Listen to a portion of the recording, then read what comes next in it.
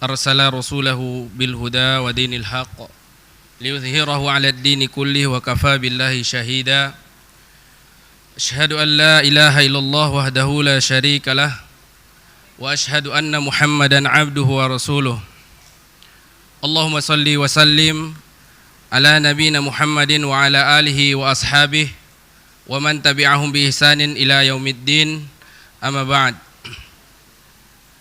Kaum muslimin a'adhanillahu wa iyyakum ajmain. Bapak Ibu serta ikhwan sekalian, adik-adik kami, anak-anak kami, alhamdulillah dengan kemudahan dari Allah Subhanahu wa taala kita senantiasa memuji kepadanya yang dengannya alhamdulillah pada malam hari ini kita bisa kembali menuntut ilmu, belajar bersama salah seorang ustadz kita yang sudah ma'ruf mungkin bagi kita semuanya, dan sudah lama-lama juga kita tidak berjumpa dengan beliau di kajian tentunya di Masjid Imam Asy-Syafi'i ini. Alhamdulillah malam hari ini kita kembali berjumpa dengan beliau. Tentunya ini semuanya adalah kemudahan dari Allah Subhanahu wa taala. Salawat dan salam marilah kita senantiasa sampaikan kepada Nabi kita Nabi Muhammad sallallahu alaihi wasallam, yang mudah-mudahan kita senantiasa berusaha untuk meneladani beliau, meneladani akhlak beliau, ibadah beliau, sehingga kita tentunya berharap kepada Allah Subhanahu wa taala mendapatkan syafaat dari beliau di yaumil akhir kala. Amin ya rabbal alamin. Kaum muslimin a'adhanillahu wa iyyakum ajmain. Alhamdulillah, sebagaimana yang sudah diumumkan oleh panitia bahwa kajian kita pada malam hari ini yang akan disampaikan oleh Ustadz Maududi Abdullah LC hafizahullah dengan judul dosa besar yang dianggap ringan. Mudah-mudahan kita semua bisa mengambil faedah dari kajian beliau pada malam hari ini dan bisa kita amalkan dalam kehidupan kita sebagai seorang muslim. Kemudian untuk tambahan bahwasanya kajian kita akan langsungkan malam hari ini sekitar mungkin 1 jam lebih sebagaimana yang disampaikan oleh panitia tadinya. Nanti ketika azan kita berhenti sejenak, lalu kita lanjutkan dengan mungkin tambahan materi dari Ustadz dan dilanjutkan dengan sesi tanya jawab. Kemudian kita lanjutkan dengan sholat jamaah bersama, sholat berjamaah, sholat isya. Mudah-mudahan apa yang kita niatkan dan kita sudah canangkan dimudahkan oleh Allah Subhanahu wa taala dan menjadi waktu yang berkah dan perkumpulan yang berkah bagi kita semuanya di hadapan Allah Subhanahu wa taala. Maka demikian, tanpa memperpanjang mukaddimah, kepada ustadz yang kami hormati dan semua senantiasa dijaga oleh Allah Subhanahu wa taala, waktu dan tempat kami persilakan.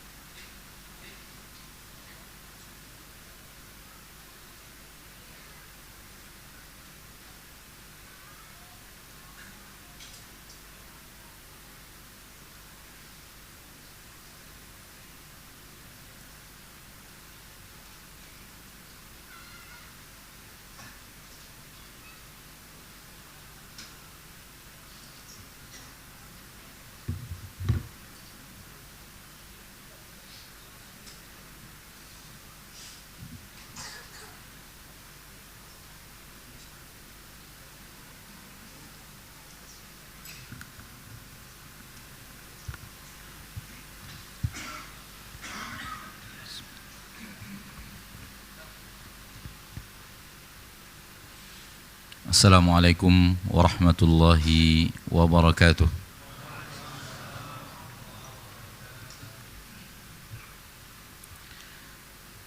Innal hamdalillah نحمده ونستعينه ونستغفره ونعوذ بالله من شرور أنفسنا ومن سيئات أعمالنا من يهده الله فلا مضل له ومن يضلل فلا هادي له أشهد أن لا إله إلا الله وحده لا شريك له وأشهد أن محمدًا عبده ورسوله صلى الله عليه وعلى آله وأصحابه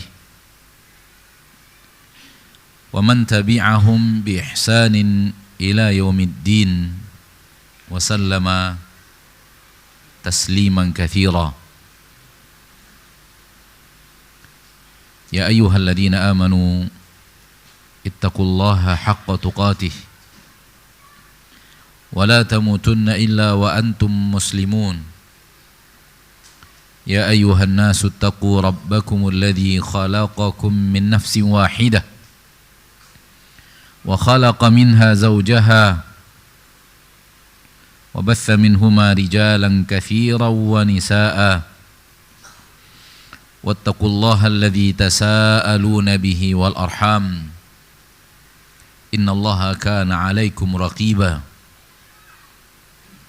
يا أيها الذين آمنوا اتقوا الله وقولوا قولا سديدا يصلح لكم أعمالكم ويغفر لكم ذنوبكم ومن يطع الله ورسوله فقد فاز فوزا عظيما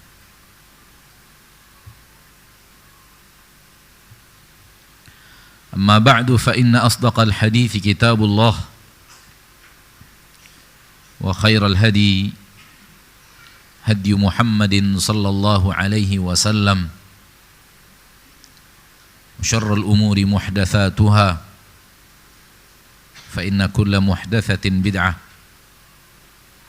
وكل بدعة ضلالة وكل ضلالة في النار.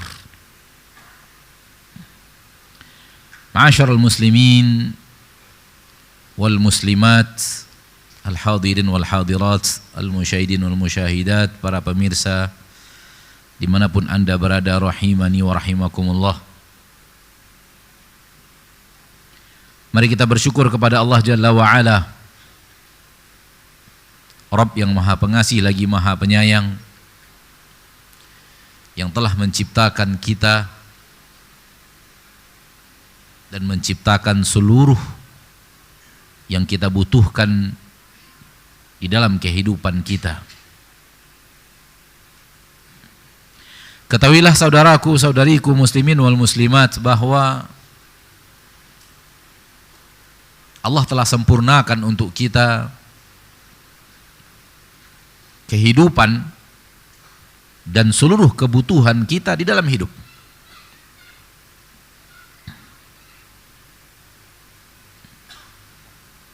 Dengan bukti bahwa sudah puluhan tahun kita hidup, berarti seluruh kebutuhan hidup sudah disempurnakan oleh Allah.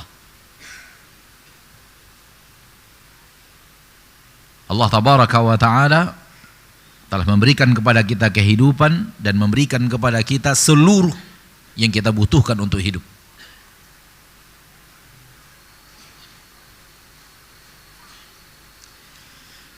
Keinginan dalam kehidupan jangan dianggap kebutuhan. Bedakan antara kebutuhan dan keinginan. Jangan direkam, gak usah, gak perlu. Gak perlu. Saya kesini bukan untuk direkam, tidak juga untuk difoto.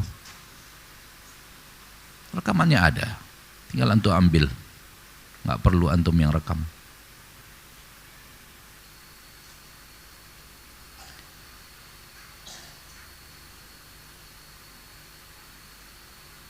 Bedakan antara kebutuhan dan keinginan. Dan di zaman kita sekarang alangkah banyaknya keinginan. Apabila kita merasa keinginan itu adalah kebutuhan, selamat, jadi orang miskin sampai mati.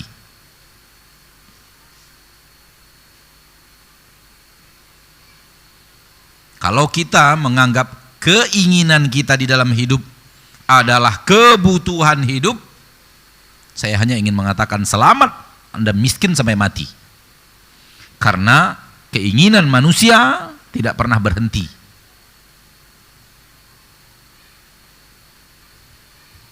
Lihatlah siapa diri kita 30 tahun yang lalu dan apa yang kita inginkan. Toh apa yang kita inginkan tersebut 30 tahun yang lalu telah terwujud sekarang. Berhentikah yang namanya keinginan? Tak berhenti. Ada keinginan baru lagi, ada keinginan baru lagi, ada keinginan tambahan lagi. Dan itu tidak akan pernah berhenti sampai kematian datang menjemput. Kalau keinginan di dalam hidup itu yang kita anggap kebutuhan, maka hidup ini tak akan pernah sampai kepada titik memuaskan. Dan inilah realita kehidupan yang sudah dikatakan oleh Nabi kita tercinta SAW lebih daripada 1400 tahun yang lalu. Lebih daripada 1400 tahun yang lalu. Nabi mengatakan kalau Bani Adam ini punya lembah emas. Lembah emas. Lembah antara dua gunung emas. Dua nggak cukup. Dia masih mencari lembah emas yang ketiga.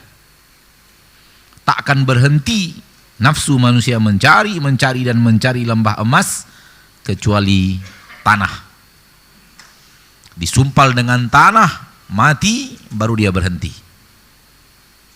Dan ini realita kehidupan yang nyata. Oleh karena itu, kebutuhan bukanlah keinginan dan keinginan bukanlah kebutuhan. Apa itu kebutuhan? Kebutuhan adalah sesuatu yang kita tidak bisa hidup tanpanya. Bukankah kita hidup butuh makan? Tanpa makan kita nggak bisa hidup? Bukankah semua kita Allah beri makan? Bukankah di antara kebutuhan hidup adalah air minum? Tanpa air minum kita tak bisa hidup. Bukankah semua kita diberi Allah air minum? Katakanlah kebutuhan hidup tempat tinggal. Bukan punya rumah, ada tempat untuk kita menetap. Apakah itu sewa, apakah itu kontrak, apakah itu milik sendiri. Intinya rumah tempat hidup berteduh dari panas dan hujan. Bukankah semua kita mendapatkan tempat untuk hidup? Walau bukan milik kita.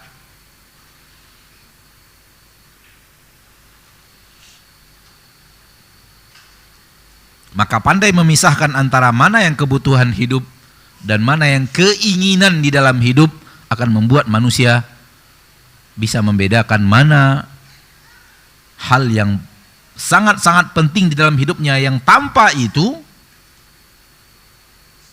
dia tidak bisa hidup, itu namanya kebutuhan. Adapun hal-hal yang selain itu, maka itu adalah keinginan, punya mobil, ingin punya rumah sendiri, ingin punya kebun seluas ini, seluas itu, ingin punya alat ini, alat itu, ingin punya dan yang lainnya. Dan itu tidak akan pernah selesai. Dan itu tidak akan pernah selesai. Dulu kita ingin punya kendaraan, inginnya roda 2, setelah roda 2 ingin roda 4, setelah roda 4 ingin ini, ingin itu. Dan itu tidak akan pernah habis. Ma'asyiral muslimin, ma'asyiral muslimat, rahimani wa rahimakumullah.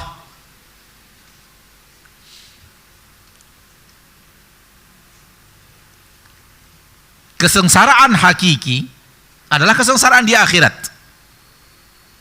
Dan kerugian hakiki adalah kerugian di akhirat. Itu yang dikatakan Allah Tabaraka wa Ta'ala dalam Al-Quran surat Az-Zumar. Qul innal khasirin alladzina khasiru anfusahum wa ahlihim yaumal qiyamah. Katakanlah, sesungguhnya orang yang sebenar-benar merugi, yang meruginya asli merugi, kerugian yang pasti, alladzina khasiru, orang-orang yang merugi, anfusuhum wa ahlihim, dia dan keluarganya, yaumal qiyamah, pada hari kiamat. Itulah kerugian yang hakiki. Di mana seseorang di akhirat tidak mendapatkan rahmat Allah, Rabbul Izzati wal Jalalah. Sehingga yang mereka dapatkan hanyalah murka Allah. Mereka tidak mendapatkan ridho Allah.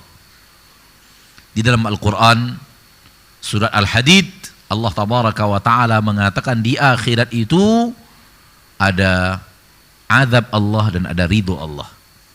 Wa fil akhirati adzabun syadidun wa maghfiratum minallahi wa ridwan.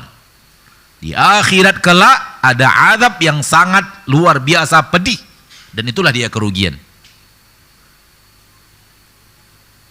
Wa maghfiratum minallahi wa ridwan. Atau yang kedua, ampunan dari Allah dan ridho Allah, dan itulah dia kesuksesan yang sebenarnya.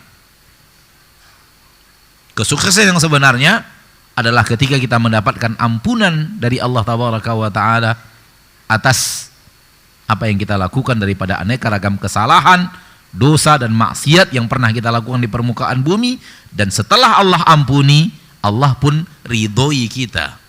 Oleh karena itu Allah gabung antara ampunan dan ridho. Wa fil akhirati adzabun syadidun, ini untuk neraka, wa maghfiratum minallahi wa ridwan, dan ada ampunan dan ridho.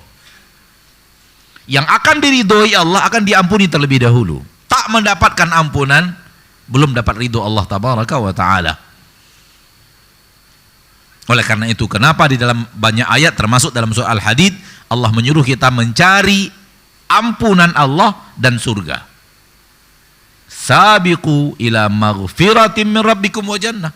Bersegeralah kalian menuju ampunan Rabb kalian dan surga. Ampunan dulu baru surga, ampunan dulu baru ridho. Di dalam surah Ali Imran, wasari'u ila maghfiratin min rabbikum wa jannah. Dan bersegeralah kalian, berpaculah kalian. Jangan melamban, apalagi maju mundur. Menuju apa? Menuju ampunan daripada Rabb kalian dan surga. Lihat, sebelum surga Allah sebut dulu ampunan. Karena penduduk surga membutuhkan ampunan Allah sebelum dimasukkan surga Allah. Tak mendapatkan ampunan, belum akan ke surga Allah Rabbul Izzati wal Jalalah. Oleh karena itu, orang yang dijanjikan Allah tak akan diampuni di akhirat, berarti dia tidak akan pernah masuk surga untuk selama-lamanya. Dosa syirik besar, Allah berjanji tak akan ampuni. Lihat, Allah mengatakan Allah tak akan ampuni. Innallaha la yaghfiru ayyushraka bih. Allah tidak akan mau mengampuni apabila dia disekutukan. Tidak mendapatkan ampunan itu artinya tak akan keluar dari neraka, tak akan masuk surga. Karena tak akan ada orang yang masuk surga sebelum mendapatkan ampunan. Berarti kalau dijanjikan oleh Allah, tak diancam, ya bukan dijanjikan, diancam tak diampuni, berarti tidak akan masuk surga untuk selama-lamanya. Oleh karena itu senada dengan firman Allah yang lain, innahu may yusyrik billahi faqad harramallahu alaihi jannah. Sesungguhnya orang yang berbuat syirik, maka Allah haramkan untuknya surga. Wa ma'wahun nar, tempat kembalinya hanyalah neraka. Kenapa? Allah mengancam tak akan ampuni dosamu apabila engkau menghadap Allah dengan membawa dosa syirik. Syirik yang dimaksud tentu syirik besar. Faham akan hal ini, bahwa kerugian yang hakiki adalah kerugian akhirat, dan kesuksesan yang hakiki hanyalah kesuksesan akhirat. Engkau dimasukkan surga dan engkau dijauhkan dari neraka. Itulah dia kesuksesan hakiki. Lawan daripada kerugian hakiki. Kerugian hakiki, rugi di akhirat seperti ayat yang telah kita bacakan dari surat Az-Zumar, dan kesuksesan hakiki, sukses di akhirat. Allah berfirman dalam surah Ali Imran, "Faman zuhziha 'anil nar wa udkhilal jannah faqad faz." Barang siapa yang dijauhkan dari neraka dan dimasukkan ke dalam surga, sungguh dialah orang yang telah jaya, telah sukses, telah beruntung, telah mendapatkan kejayaan yang sebenarnya apabila mendapatkan dua syarat. Syarat yang pertama, dijauhkan dari neraka. Syarat yang kedua, dimasukkan ke dalam surga.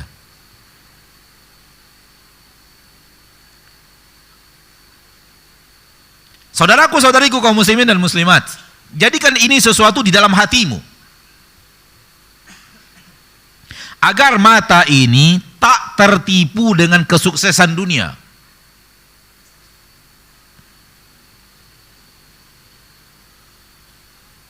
Karena terlalu banyak umat Islam di zaman kita sekarang ini matanya terlalu tertuju kepada orang-orang yang katanya sukses, namun ketika dilihat sukses dunia belaka. Bahkan sukses dunianya itu di atas maksiat. Sukses apa di atas maksiat? Tak ada kesuksesan dalam syariat Islam kalau itu di atas maksiat. Pernahkah Allah mengatakan Fir'aun orang yang sukses? Pernahkah Allah mengatakan Qarun adalah orang yang sukses? Pernahkah Allah mengatakan Namruz, penguasa bumi, kerajaan terbesar dunia dikuasai oleh Namruz, Allah sebut adalah orang yang sukses? Semua itu bahkan adalah contoh-contoh manusia-manusia merugi. Di zaman kita sekarang ini, terlalu banyak umat Islam merasa kesuksesan dunia adalah kesuksesan. Tertipu dengan aneka ragam sesuatu yang menjajakan kepada mereka. Inilah dia kesuksesan yang sebenarnya. Kesuksesan dalam harta, rumah yang besar bagaikan istana, halaman yang luas, mobil-mobil mewah, sultan-sultan entah apa namanya, atau memiliki perusahaan yang luar biasa besar dengan ratusan ribu karyawan, atau mungkin mendapatkan kesuksesan dunia dalam makna terkenal, dikenal dari seluruh Indonesia Sabang sampai Merauke, tak ada orang yang tak kenal namanya, dianggap kesuksesan dunia walau di atas maksiat. Kesuksesan apa ini? Pelaku maksiat di hadapan Allah adalah makhluk yang hina.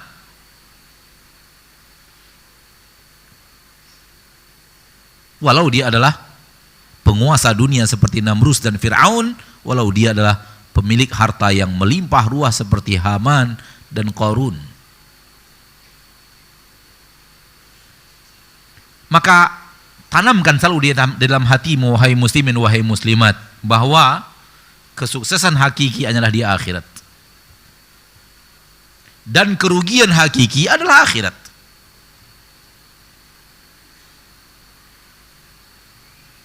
Kalau Anda melihat orang-orang yang katanya sukses, tapi di atas hal-hal yang akan membawa mereka kepada kerugian akhirat, itulah orang yang rugi.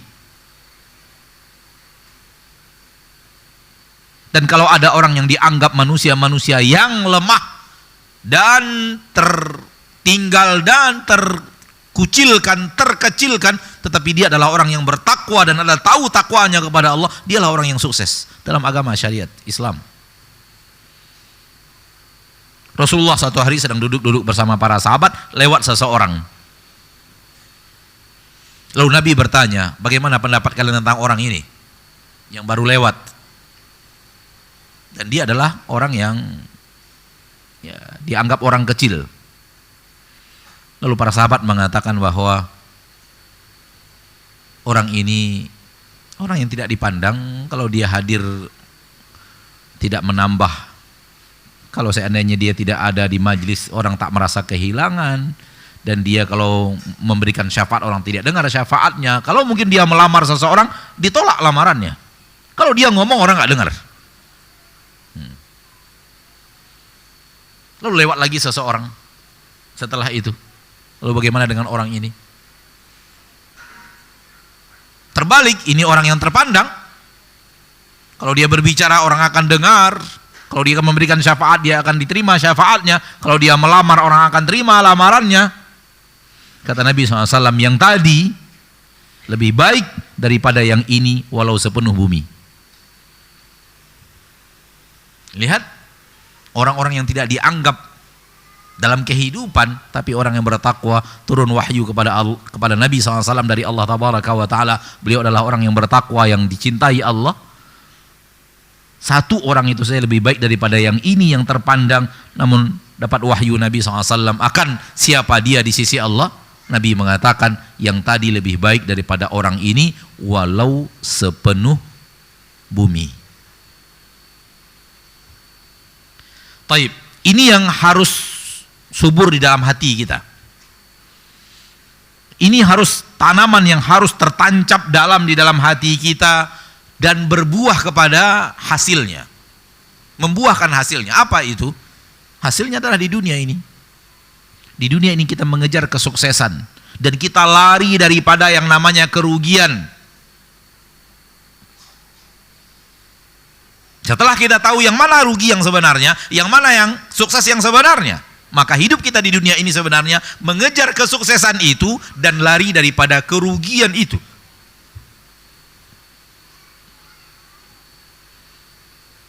Setelah kita tahu bahwa kesuksesan yang hakiki adalah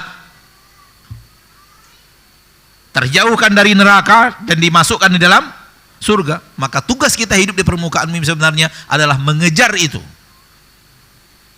Mengejar kesuksesan itu.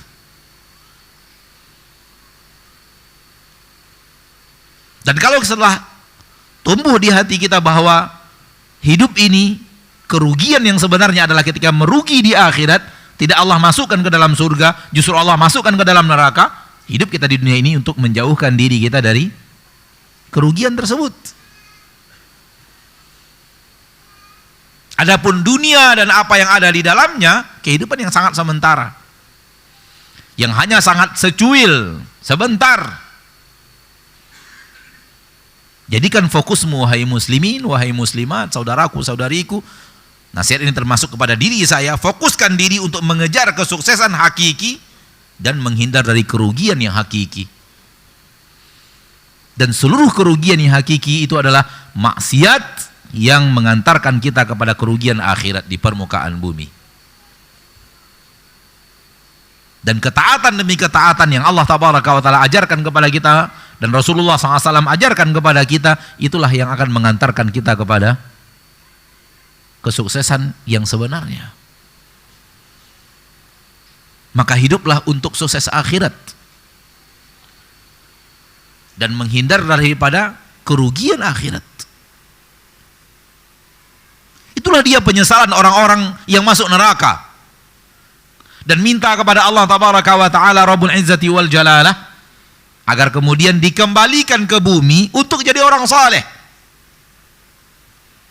Di dalam surah As-Sajdah yang mungkin sebagian kita hafal, Rabbana absarna wa sami'na farji'na, wahai Rabb kami telah melihat, kami telah mendengar, farji'na, kembalikan kami ke bumi.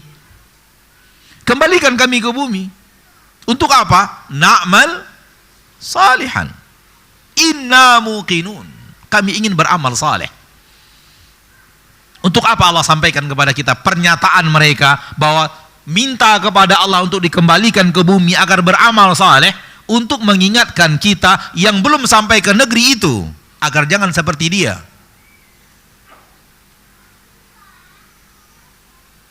Agar jangan sampai penyesalan itu justru kita yang mendapatkannya.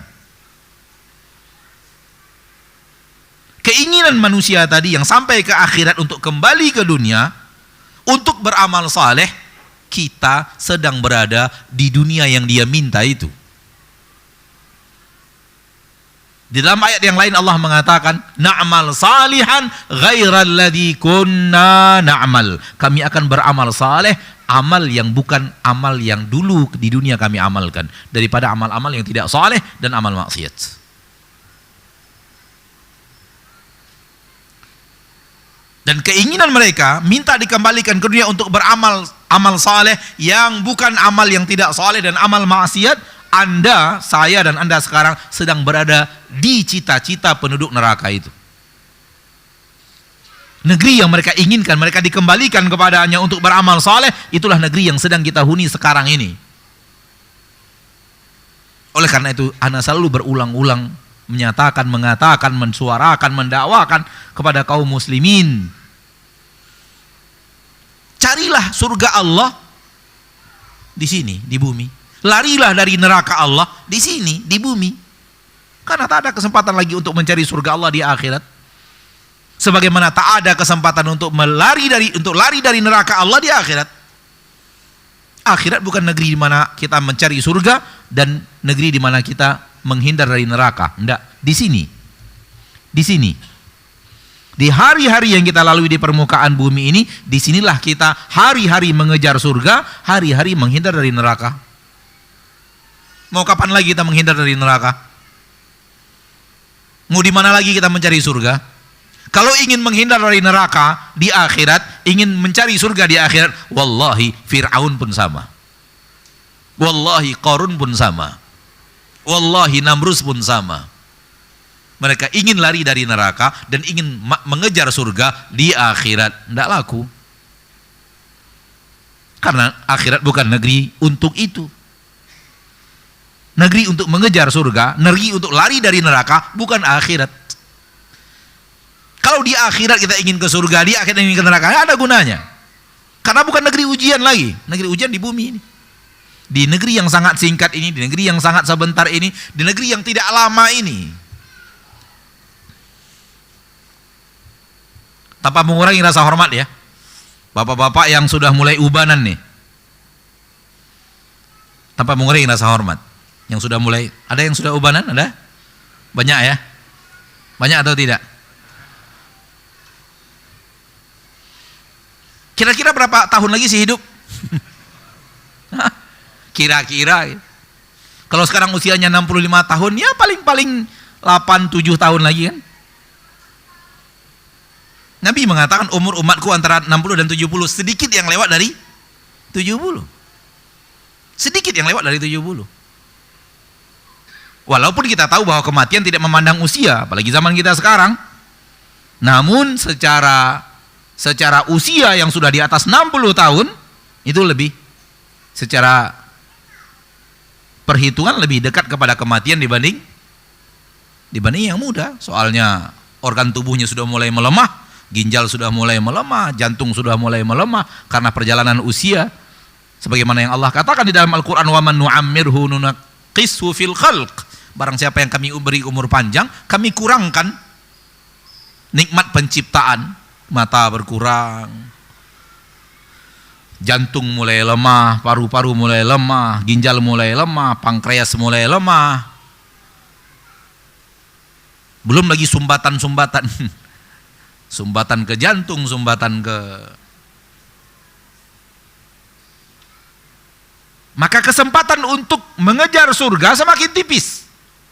Dan kesempatan untuk lari dari neraka semakin tipis.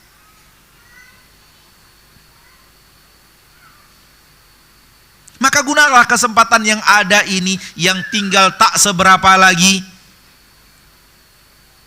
untuk benar-benar serius mengejar surga Allah. Sudahlah, dunia ini sudah 60 tahun lebih kita di dunia. Mau ngejar dunia lagi? Kesempatan ngejar akhirat masih Allah berikan kesempatan untuk ngejar akhirat.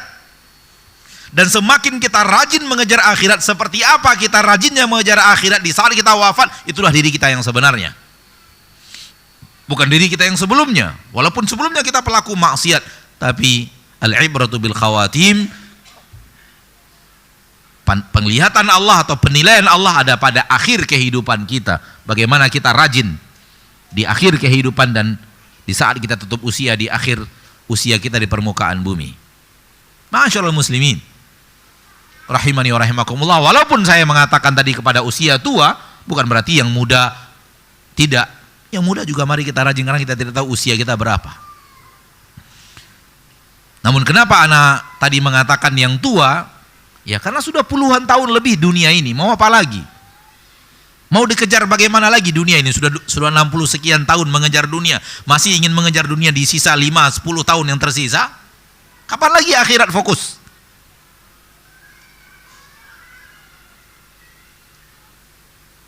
Kapan lagi mau fokus ke akhirat? Hidup memang mayoritasnya untuk akhirat dibanding untuk dunia. Walaupun itu sebenarnya tugas kita semua.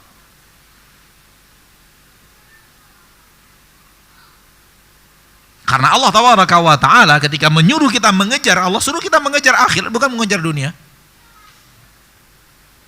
Wabtaghi fima atakallahu daral akhirah, raih, kejar. Apa yang diraih dan dikejar? Ad-darul akhir, kampung akhirat. Kenapa? Karena dialah kesuksesan yang hakiki. Wala tansa nasibaka minad dunya. Urusan duniamu sekedar jangan dilupakan. Fokus untuk akhirat, dunia jangan lupakan. Begitulah perintah Allah di dalam Al-Quran. Yang sekarang ini, mayoritas umat Islam Indonesia sekarang ini, terbalik cara hidupnya. Fokusnya mengejar dunia, akhirat, sekedar jangan lupa. Itu kan terbalik.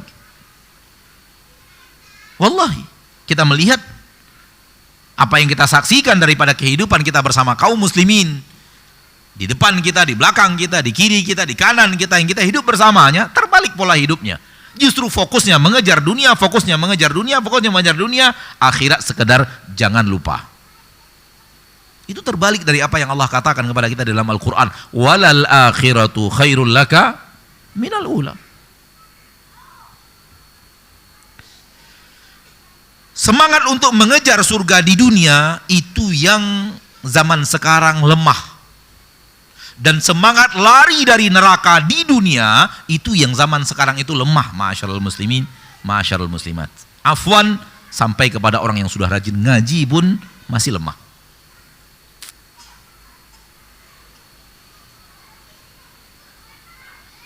Kalau ini nasib orang yang sudah rajin mengaji, duduk di pengajian, lebih dekat kepada masjid dibanding yang lainnya, lalu bagaimana nasib orang-orang yang tak kenal masjid? Malas kepada pengajian. Kalau ataupun hadir sambil malas-malas. Walaupun hadir ada keterpaksaan wirid bulanan komplek. Kalau tak ada wirid bulanan komplek mungkin gak pernah hadir pengajian mungkin.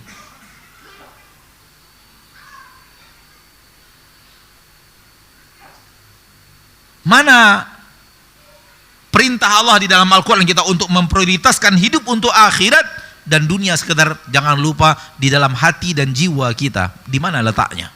Di mana kita, kapan kita amalkan, kapan kita menjadi orang-orang seperti yang Allah perintahkan di dalam Al-Quran?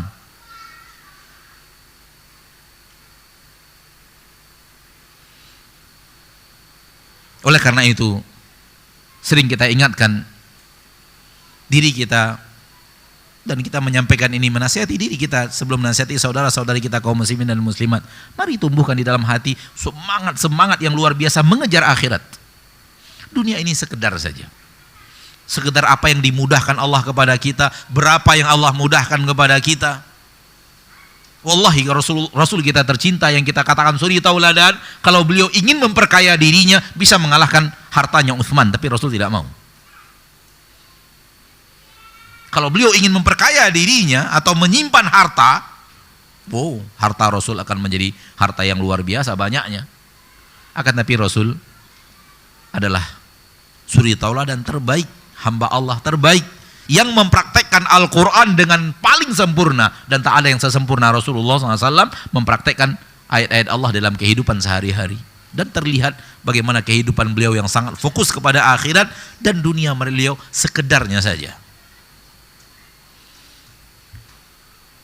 Masyarul muslimin, kalau kita sudah tanamkan di dalam hati kita bahwa kesuksesan hakiki adalah di akhirat dan kerugian hakiki adalah di akhirat, yang lahir adalah sifat rajin taat dan jarang berbuat maksiat, jarang melakukan maksiat. Bukan tidak ada, kalau tidak ada itu mustahil, karena kita bukan makhluk yang dijamin oleh Allah terjaga daripada dosa dan kesalahan, itu enggak.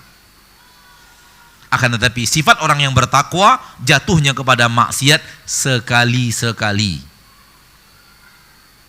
Jatuhnya kepada maksiat apa? Sekali-sekali. Bukan tidak pernah. Kalau tidak pernah nggak mungkin.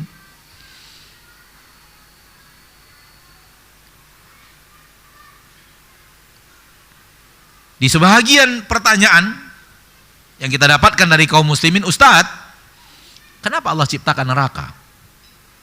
Atau pertanyaan berikutnya, kenapa Allah ciptakan makhluk yang bersalah seperti kita? Jawaban kita, pertama, Anda tak berakhlak kepada Allah. Pertanyaan seperti ini tidak boleh ditanyakan. Allah melarang kita bertanya dengan pertanyaan-pertanyaan yang seperti ini, yang mempertanyakan kenapa Allah berbuat dan kenapa ini yang dilakukan Allah. Nggak boleh. Allah berfirman, la yus'alu amma yaf'al. Allah tidak boleh ditanya kenapa dia berbuat. Akalmu terlalu rendah untuk bisa mengetahui apa hikmah di balik semua keputusan Allah. Oleh karena itu, ketika akal Anda belum sampai kepada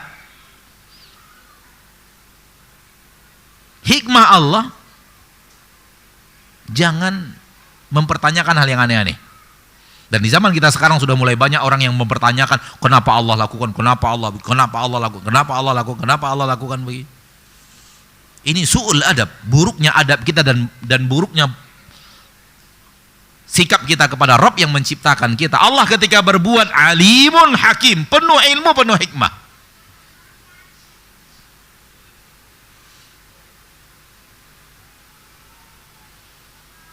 Kenapa Allah ciptakan makhluk yang seperti kita yang bersalah?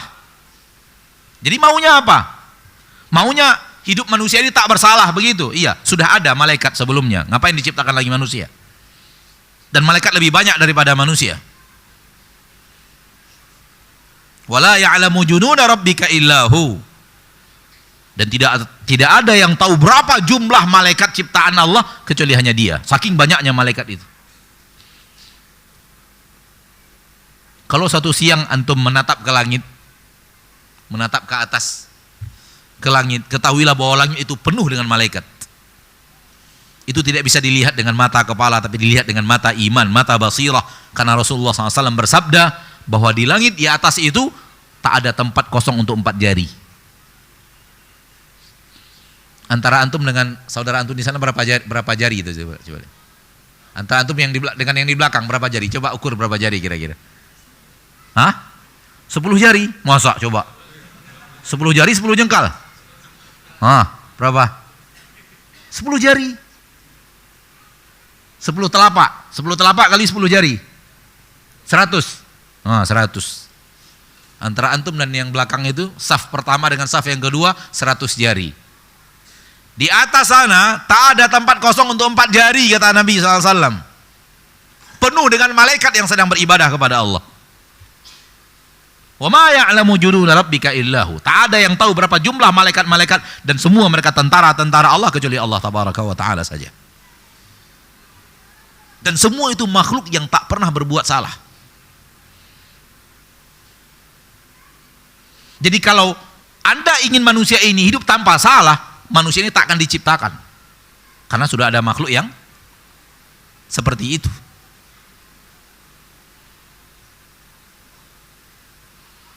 Kenapa Allah ciptakan neraka? Ya untuk mengadab orang-orang sepertimu yang tidak mau sami'na wa ata'na kepada Allah dan mempertanyakan Allah kenapa. Bukankah Allah itu Maha Adil dan Maha Pengasih dan Maha Penyayang dan Maha Pemberi dan Maha Pemaaf, Maha Pengampun? Usiamu 70 tahun berbuat salah, di akhir hayatmu kalau engkau taubat dan beberapa hari setelah itu engkau meninggal, Allah masukkan surga. Lihat pemaafnya Allah. Ala kulli hal. Kembali kita kepada yang ingin kita sampaikan, bahwa hidup di dunia ini tujuannya untuk itu. Untuk semangat mengejar surga dan semangat lari dari neraka. Dan penghalang semua itu adalah maksiat. Penghalang semangat kita mengejar surga adalah maksiat. Ditanyakan kepada Imam Hasan Al-Basri, kenapa sulit bagi saya untuk bangun malam hari? untuk sholat tahajud. Kata Imam Hasan al-Basri, lihat dosa-dosamu. Dosa-dosamu itulah yang telah menghalangi engkau untuk sholat malam. Seorang hamba tak diberikan Allah taufik untuk bisa tahajud di malam hari, minta ampun kepada Allah di malam hari, disebabkan maksiat yang dia lakukan.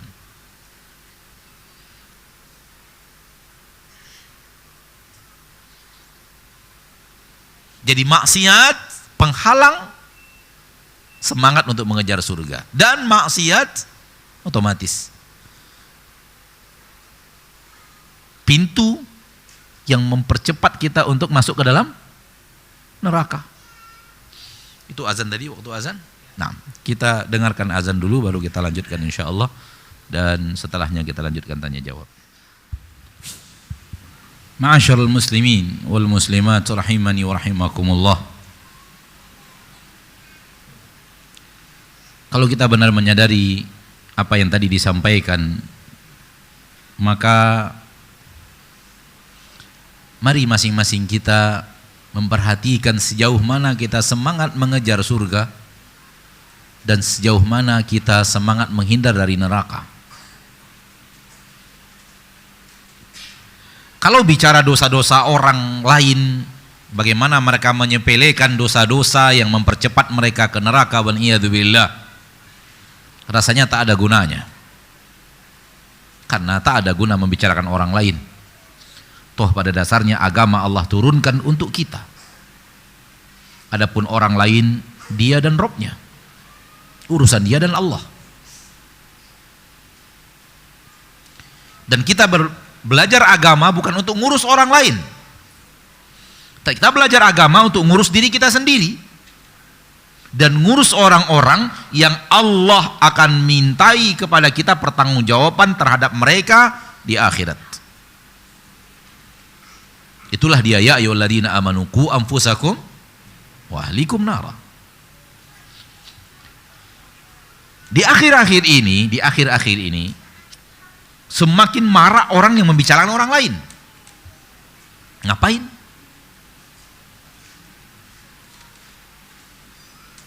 Dan apakah hidupmu terlalu banyak harinya untuk habiskan membicarakan orang lain?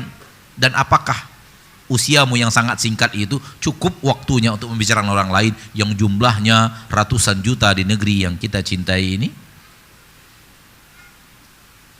Maka hidupmu tak akan selesai-selesai membicarakan orang lain. Hari ini datang yang ini, besok datang yang ini, besok datang yang ini, besok datang. Dan yakinlah semakin lama semakin dahsyat. Semakin lama semakin parah apa yang mereka lakukan.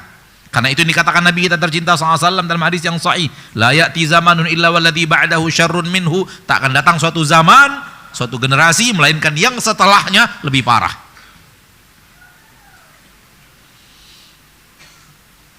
Kalau kita hidup untuk ngurus orang lain, hidup kita nggak akan pernah selesai untuk ngurus orang. Maka camkan baik-baik, beragama itu untuk ngurus diri sendiri dan ngurus keluarga. Kalau masih ada sisa waktu, gunakan untuk mengurus orang lain, dalam arti kata menasehati orang lain, berbicara untuk amar ma'ruf nahi mungkar, silahkan.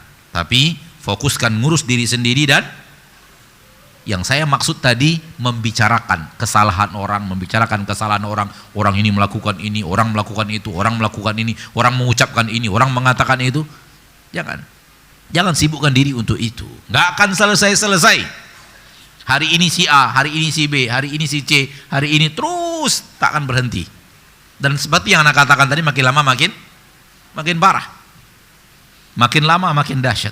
Kenapa? Karena syaitan tak akan pernah tinggal diam, dan orang yang berbuat maksiat jalan di tempat, syaitan merasa gagal.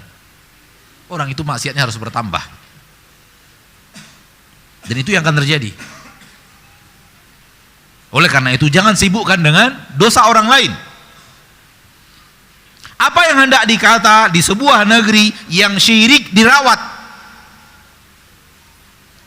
Syirik dianggap pekerjaan yang harus dilestarikan. Apa yang hendak dikata untuk negeri yang seperti itu? Mau bicara apa kita? Kalau kita bicara orang lain,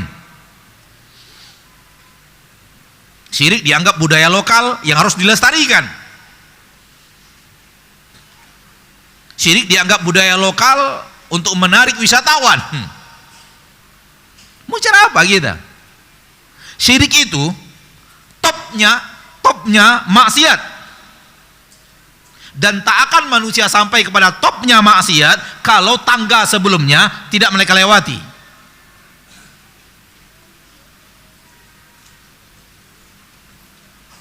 Karena sampai kepada tangga yang paling tinggi berarti sudah melewati tangga-tangga di bawahnya. Maka kalau maksiat sudah terjadi di suatu negeri dan maksiat itu adalah dosa besar, fahamilah yang lainnya sudah banyak di situ, tahu atau tidak tahu, percaya atau tidak percaya, kita melihatnya atau tidak melihatnya. Kalau sudah maksiat, syirik sudah terjadi, itu yang lainnya banyak di negeri itu. Percayalah. Kenapa? Syirik itu topnya maksiat. Maksiat paling atas, paling tinggi. Tak akan sampai manusia kepada topnya maksiat kalau yang di bawahnya tidak mereka lalui. Maka kalau sudah sampai di puncak, yang lain itu pekerjaan yang sudah pekerjaan hariannya mereka. Oleh karena itu bagaimana kita? Untuk apa kita ngomong? Justru di negeri ini orang-orang yang mengajak untuk berbuat ibadah hanya kepada Allah dan menjauhkan syirik malah dimusuhi. Maka izinkan anak pada kesempatan yang kali ini tidak membicarakan itu, tapi membicarakan masing-masing kita mohon introspeksi diri. Semasing-masing kita hendaklah kita introspeksi diri sejauh mana kita semangat lari dari neraka. Ingat saudaraku, kesempatan lari dari neraka hanya di sini.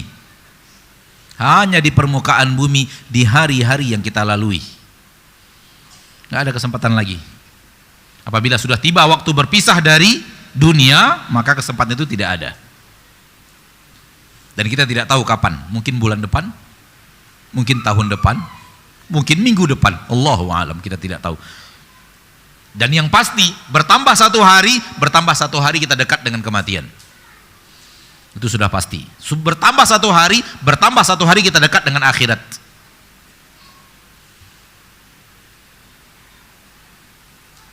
Dan Allah Tabaraka wa Ta'ala menyembunyikan kapan datangnya kematian. Agar, kata para ulama, kita bersiap untuk kematian yang bisa datang kapan saja. Apalagi di akhir zaman seperti ini. Kematian yang datang mendadak itu tiba-tiba, kematian yang tiba-tiba itu banyak terjadi. Apakah bencana alam namanya? Sekali tsunami, berapa kematian mendadak tiba-tiba datang? Gempa bumi, berapa orang yang tiba-tiba mendadak meninggal? Dan yang lainnya. Maka pada kesempatan yang berbahagia ini, saya mengajak diri saya dan kita kaum muslimin dan muslimat, mari introspeksi diri. Izinkan saya untuk mengatakan begini, kalau antum punya waktu kosong nanti malam sebelum tidur, jujurlah kepada Allah dan buat list dosa apa yang saya masih sering lakukan. Itu lebih penting daripada membicarakan orang berbuat apa, orang mengerjakan apa, orang membicarakan apa, orang melakukan apa. Biarkan dia dan Robnya, dia akan bertanggung jawab dengan amalannya masing-masing. Anda bertanggung jawab dengan amalan Anda masing-masing. Dan jangan sampai kesibukan kita membicarakan orang lain membuat kita lupa untuk membicarakan diri kita sendiri. Maka buat list dosa apa yang saya masih sering lakukan. 1, 2, 3, 4, 10, 15. Ya mungkin saja dosa nonton film. Pencinta Wood and the Gang. Itu dosa atau tidak? Dosa atau tidak? Di dalamnya ada dosa atau tidak? Sudah tahu kita itu dosa atau tidak? Sudah punya semangat lari darinya atau tidak?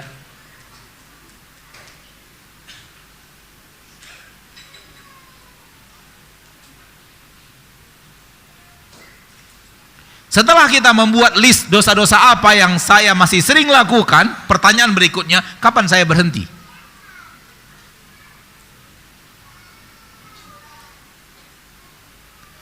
Nabi SAW melewati 2 kubur saudaraku, dan hadisnya antum sudah dengar dan sering antum dengar disampaikan kepada antum.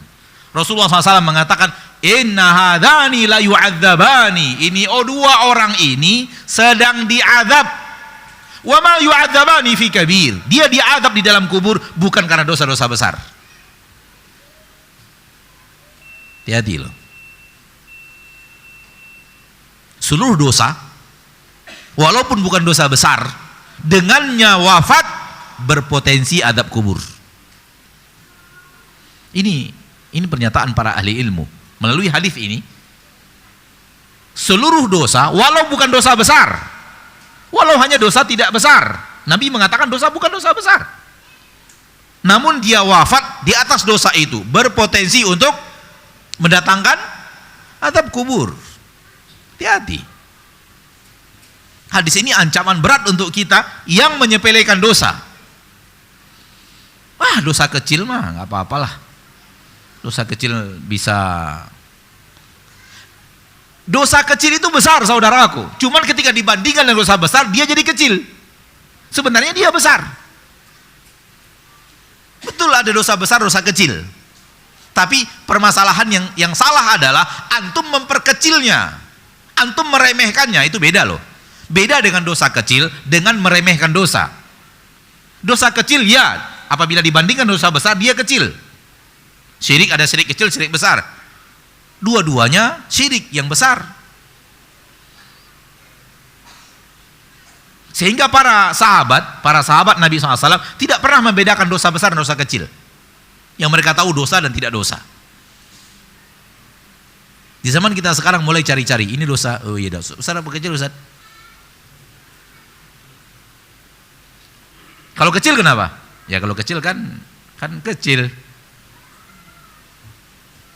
Semua dosa kata para ulama besar, karena itu adalah kesalahan Anda kepada Allah Sang Pencipta, dan semua dosa itu berpotensi mengundang azab.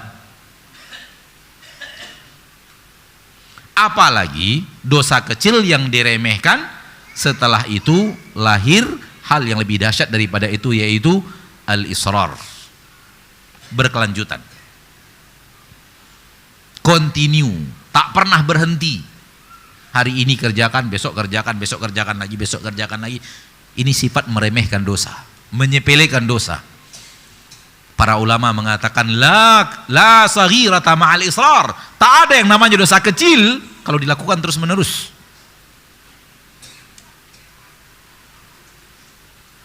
La tahqiranna saghiratan innal jibala minal hasa.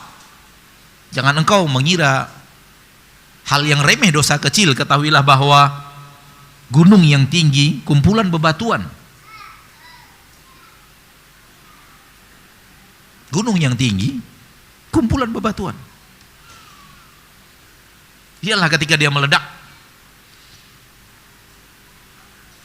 itulah gunung.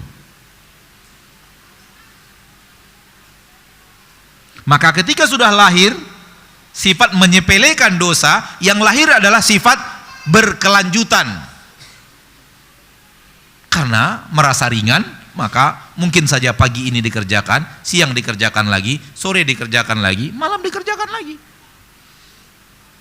Itu tak ada yang namanya kecil kalau berkelanjutan seperti itu.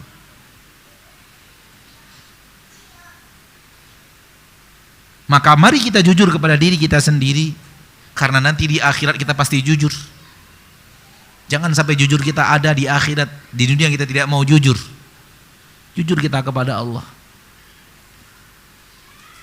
Jujur dalam beragama, jujur dalam menasihati diri sendiri, jujur di dalam menilai diri sendiri, dan jangan sampai sibuk menilai orang dan melupakan untuk menilai diri sendiri. Engkau di akhirat tak akan dimintai Allah pertanggungjawaban. Kenapa si A sesat? Kenapa si A melakukan itu? Kenapa si B Allah tidak minta pertanggungjawaban. Yang Allah minta pertanggungjawabannya adalah dirimu. Engkau yang akan dimintai Allah pertanggungjawaban. Engkau ketika dihisab oleh Allah, engkau menghadap Allah sendirian. dan hanya perbuatanmu yang kau pertanggungjawabkan. Oleh karena itu, ma'asyarul muslimin, pada kesempatan yang berbahagia ini, hadirkan di dalam hati kita semangat yang luar biasa untuk mengejar surga, dan hadirkan dalam hati kita semangat untuk lari dari kerugian di akhirat, yaitu neraka Allah tabaraka wa ta'ala. Wallahi, para nabi dan para rasul diutus oleh Allah untuk dua ini. Dua tugas ini tugas seluruh para nabi dan para rasul. Mubasyirin wa mundhirin. Rusulan mubasyirin wa mundhirin. Kami telah mengutus rasul-rasul. Tugas mereka satu, mubasyirin, memberikan kabar gembira. Taatlah, taatlah, taatlah, Anda nanti akan mendapatkan kabar gembira. Wa mundhirin, pemberi kabar bahaya, mara bahaya. Hai pelaku maksiat, hati-hati, ada neraka, ada neraka, ada neraka, ada neraka. Ini tugas seluruh para nabi dan para rasul, dan seluruh orang yang mengikuti para nabi dan para rasul. Karena mereka hanya melanjutkan tugas para nabi dan para rasul setelah para nabi dan para rasul itu tiada. Tugas utama para nabi dan para rasul memberikan kabar gembira kepada orang yang mau taat kepada Allah dan taat kepada Rasul Allah, akan adanya kenikmatan hebat menanti mereka, dan itu yang membuat mereka akhirnya bertahan di atas ketaatan walau berat dalam kehidupan mereka, tapi mereka lakukan. Dan sekaligus mereka wanti-wanti adanya mara bahaya besar, warning adanya neraka di akhirat yang siap menanti pelaku maksiat yang tertawa di atas maksiatnya. Jangan sampai itu adalah kita. Apalagi di negeri yang dosa-dosa diremehkan manusia. Dosa apabila telah menyeluruh, orang malah menganggapnya tidak dosa. Dan ketika itu terjadi, semakin sulit bagi kita keluar dari sifat menyepelekan dosa. Kenapa? Orang semuanya melakukan. Keluar kita kepada saudara-saudari kita kaum muslimin dan muslimat, kita melihat adanya dosa-dosa yang biasa dilakukan orang, dan di kehidupan masyarakat tidak lagi dianggap dosa, padahal itu jelas dosa. Seperti membuka aurat, menonton orang yang membuka aurat, berdusta, dan terlalu banyak yang sudah menyebar sehingga tak dianggap dosa. Bahkan justru orang-orang yang mengingkarinya yang jadi aneh. Semakin di tengah masyarakat sebuah dosa disepelekan, semakin sulit untuk meninggalkan sifat menyepelekan dosa itu apabila kita lakukan. Karena orang sekitar kita tidak lagi menegur.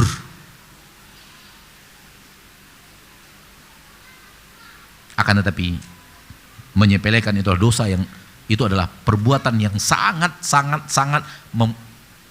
bisa membawa kita kepada kehancuran.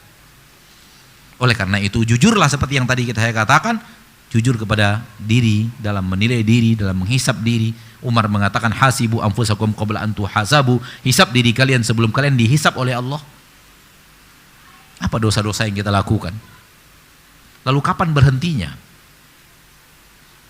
Kapan berhentinya? Mungkin boleh jadi di antara kita masih ada yang sampai sekarang transaksi haram masih dikerjakan. Dengan alasan kalau tidak pakai transaksi itu usaha saya bisa mati. Biarlah mati usaha itu daripada dosa yang mengancam di akhirat.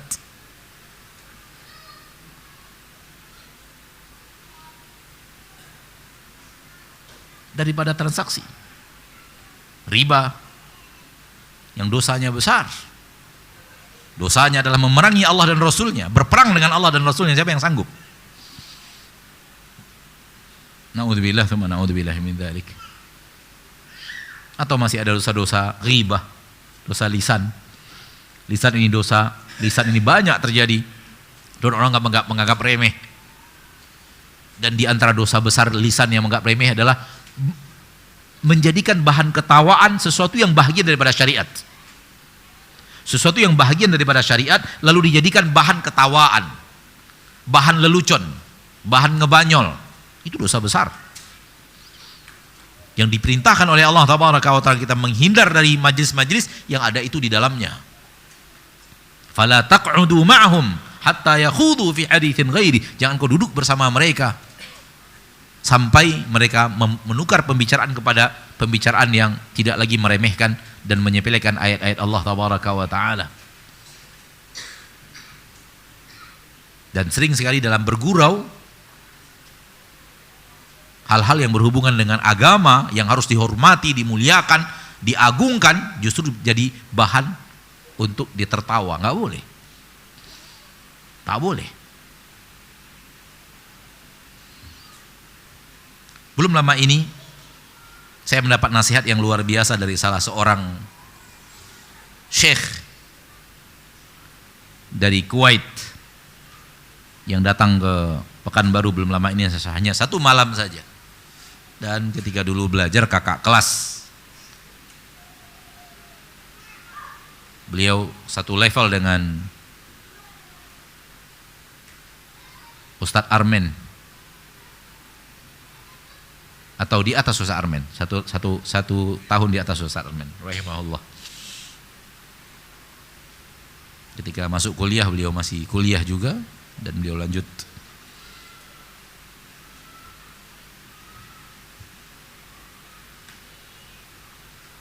Ketika bersalaman dengan salah seorang ustadz yang mengajar di salah satu pondok pesantren di Pekanbaru ini, dan ustadz tersebut punya jenggot yang sangat lebat sekali, sangat lebat. Jarang-jarang Indonesia punya jenggot yang selebat itu. Nggak ada jenggot antum yang lebat yang ada di sini yang lebih lebat daripada beliau, nggak ada. Ana lihat juga ada yang punya jenggot yang lebat di majelis ini.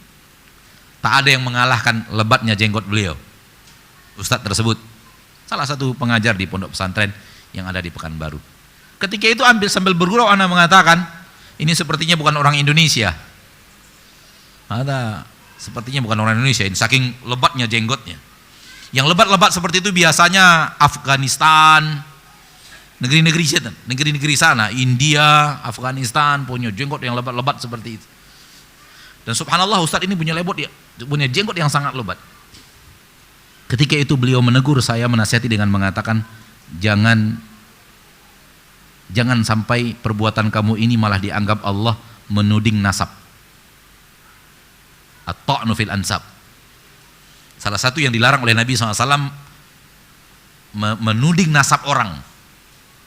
Itu kita hanya bergurau dan tak ada arah ke sana, tapi beliau ingatkan saya, jangan sampai perbuatan Anda, ucapan kamu ini dianggap oleh Allah nanti sebagai menuding nasab. Ketika Anda mengatakan bukan orang Indonesia, berarti orang mana?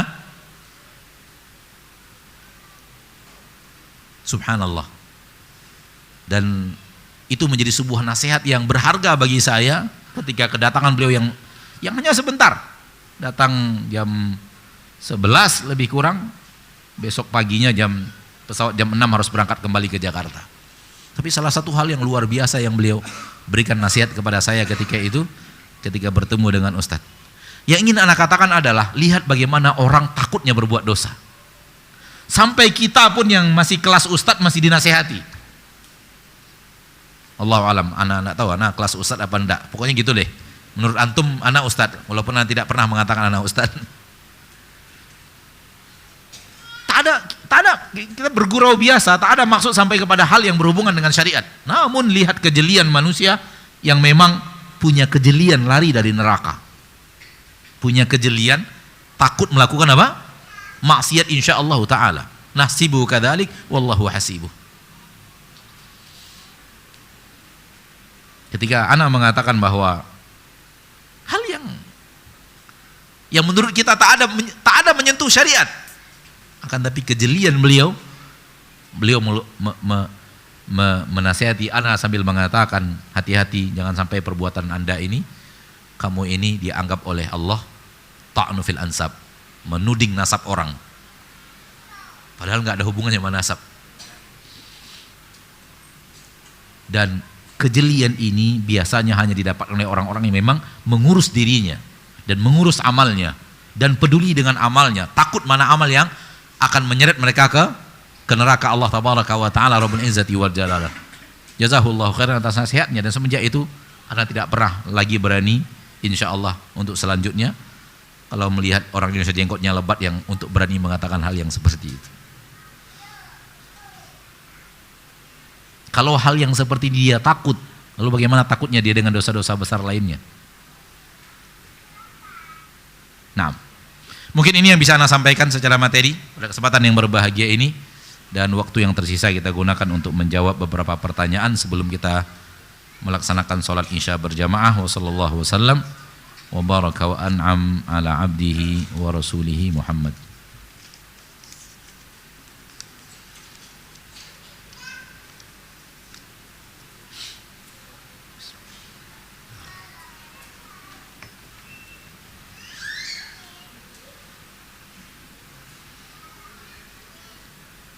Apa hukumnya jika kita nge-share video yang ada musiknya di media sosial? Apa hukumnya kira-kira ya? Musik haram apa tidak? Ngapain di-share?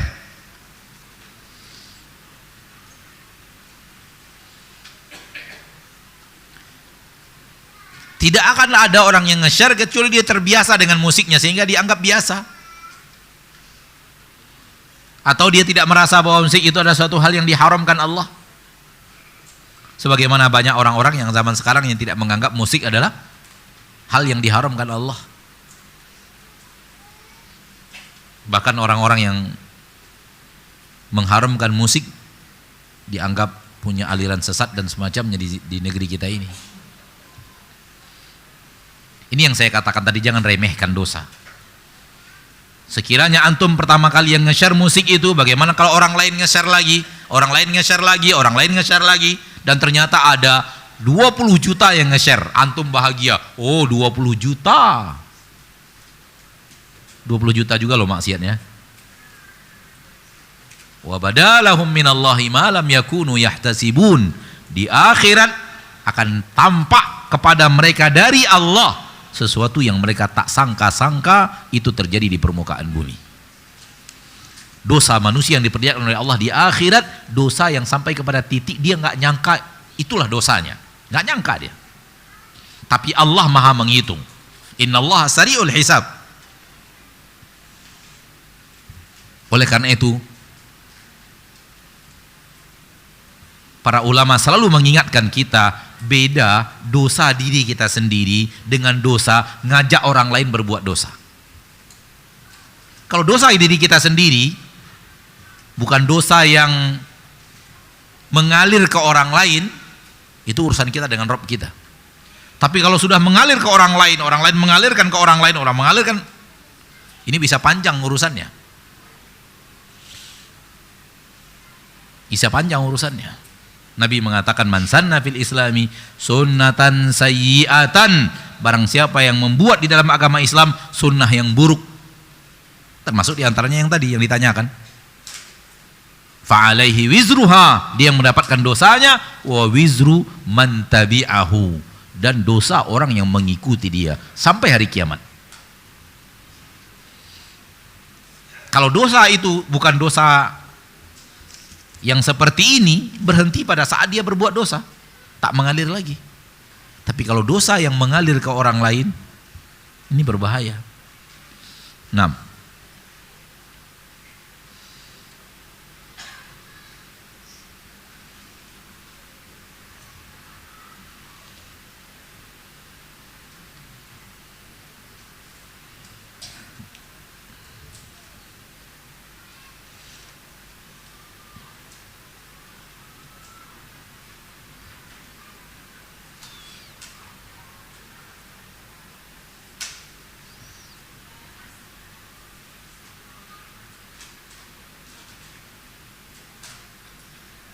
Ustadz, bisakah kita mengetahui tanda-tanda Allah telah mengampuni dosa kita?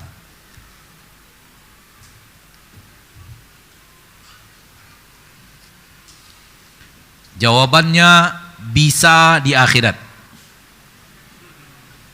Jawabannya bisa, tapi di akhirat. Kalau di dunia berarti tidak bisa. Di dunia tidak bisa. Di akhirat bisa.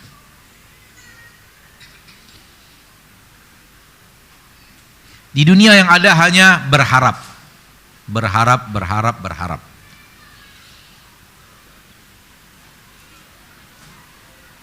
Tapi diampuni tidak. Kita tidak tahu. Kita betul sudah minta ampun, kita sudah bertaubat. Apakah sudah diampuni, kita tak tahu. Dan ketika Allah melakukan itu, itulah yang terbaik untuk kita. Itulah yang terbaik untuk kita. Kita ini, saya dan Anda, semuanya tanpa terkecuali, kita minta ampun kepada Allah. Allah tidak beritahu dosa kita telah diampuni saja, kita masih berani lagi berbuat maksiat. Betul atau tidak? Bayangkan kalau orang kayak kita ini diberitahu dosa telah diampuni, kayak apa beraninya coba?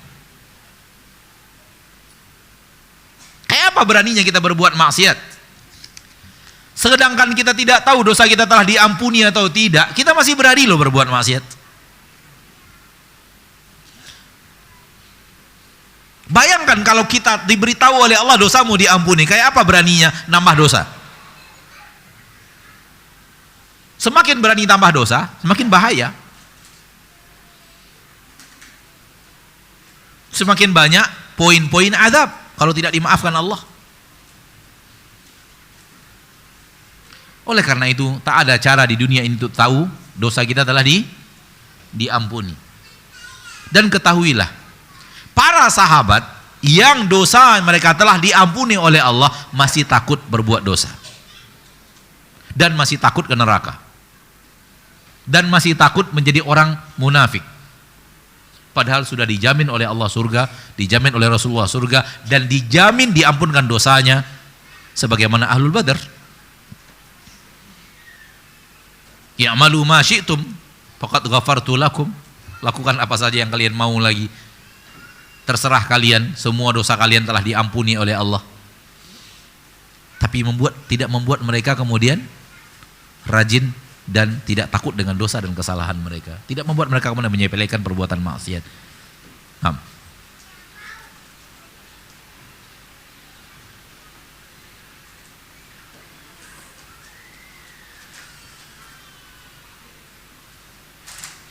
Apakah orang yang sudah berumur 60 tahun yang masih menurutkan hobinya, mengikuti hobinya seperti memancing, berburu, banyak bicara dengan manusia, A, B, C, D.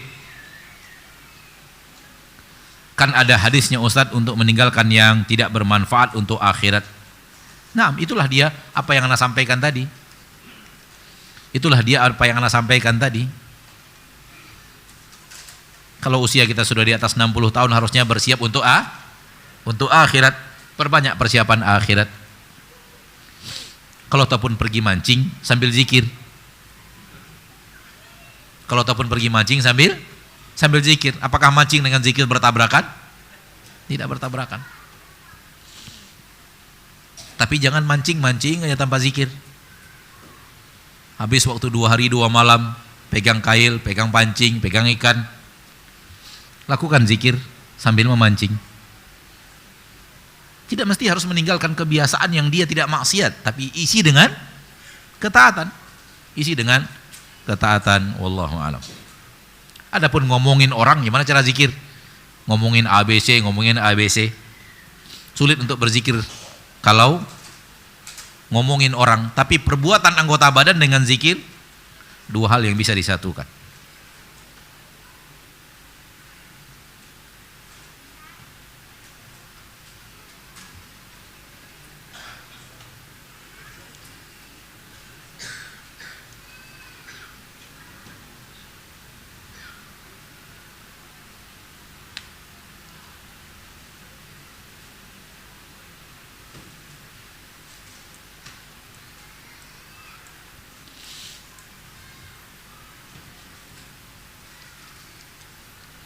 Mohon nasihat Ustadz untuk teman-teman yang mengikuti kajian tarikat dan tasawuf. Tasawuf kalau dikembalikan kepada bahasa dahulu kala, maksudnya adalah akhlak. Namun di zaman kita sekarang maksudnya adalah tarekat. Dengan tarekat-tarekat yang sudah beraneka ragam. Jumlahnya sudah puluhan tarekat di dunia ini, bahkan mungkin ratusan, lebih daripada 100. Dan masing-masing tarekat punya amalan masing-masing, punya cara zikir masing-masing, punya guru masing-masing, punya imam dan khalifah masing-masing. Dan yang seperti ini di luar tidak sesuai dengan sunnah Nabi kita tercinta Muhammad sallallahu alaihi wasallam.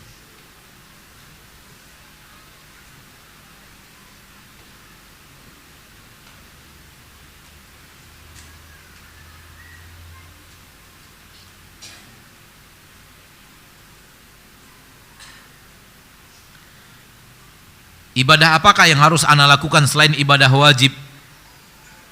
Dan saya adalah seorang single parent. Single parent.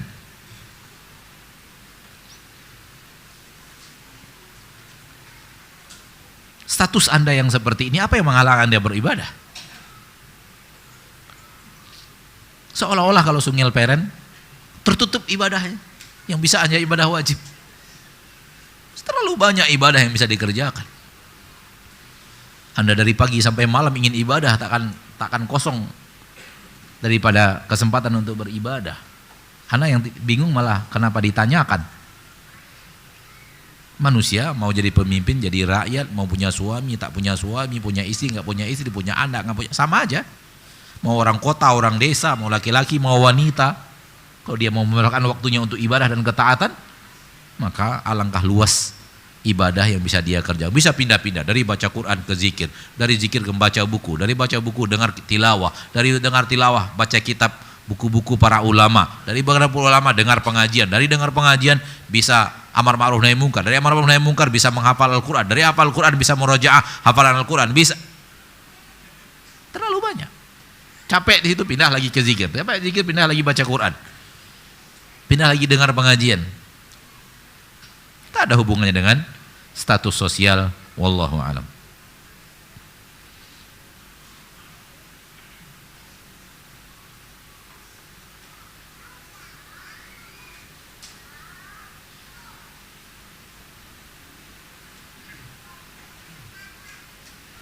Berdosakah saya Ustadz? Dulu pernah melihat Ustadz Reza Basalamah di YouTube, langsung saya geser sambil mengucapkan teroris ini. Semoga dengan taubat Anda sekarang, maka dihapus oleh Allah.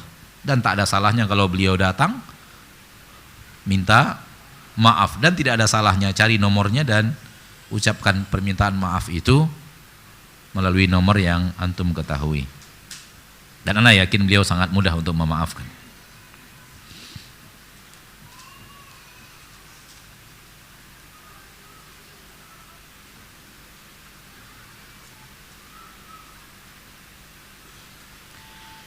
Pertanyaan terakhir kita pada kesempatan yang berbahagia ini, amalan kita akan dilihat di akhirnya, baik atau buruk.